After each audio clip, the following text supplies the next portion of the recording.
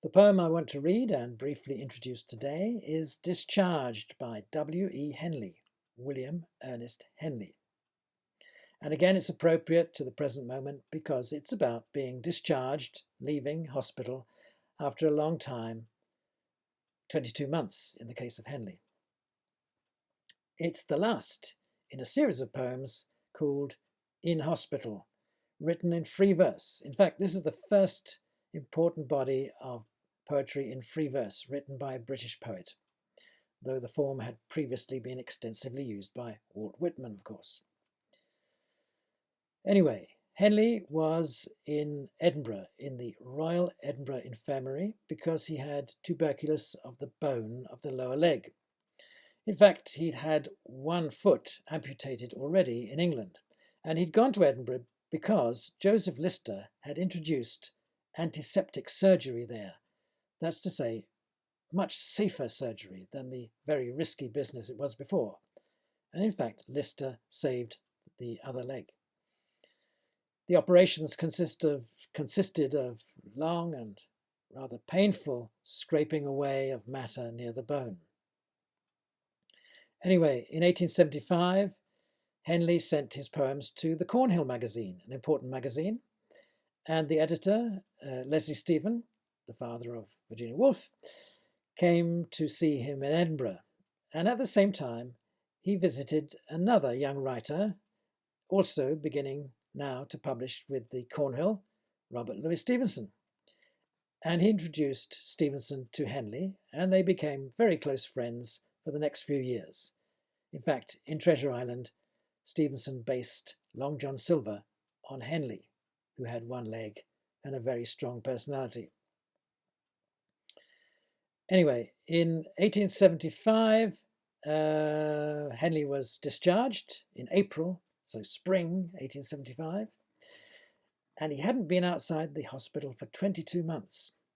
Not only that, the hospital itself was not a nice place to be. He describes, or rather depressing place, he describes it as corridors and stairs of stone and metal, half workhouse, half jail.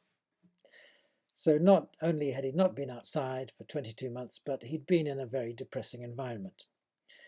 And on the day he left, Stevenson came along with the family carriage, and he took him for a ride through Edinburgh, we can imagine along Princes Street, and then out into the country. And Henley remembered this for the rest of his life. He talks about the country part in some letters, but in this poem it's about the city that he's talking, which reminds us of our present situation when, after a long time in lockdown at home, we're hoping that we can soon go back to busy city life and perhaps sit in a crowded cafe someday. So the poem is a chaotic series of impressions of traffic and streets and people, and also a sense of freedom. Now he can go wherever he wants.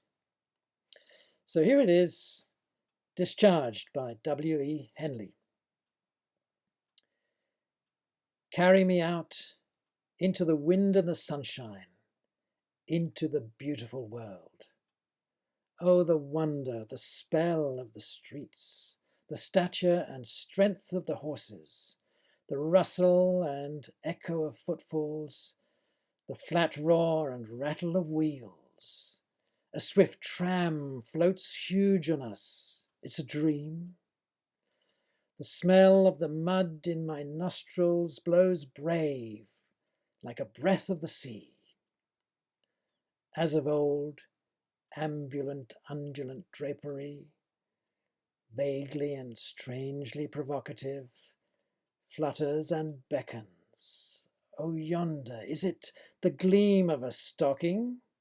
Sudden, a spire, wedged in the mist. Oh, the houses, the long lines of lofty grey houses, cross-hatched with shadow and light. These are the streets. Each is an avenue leading whither I will. Free, dizzy, hysterical, faint, I sit and the carriage rolls on with me into the wonderful world.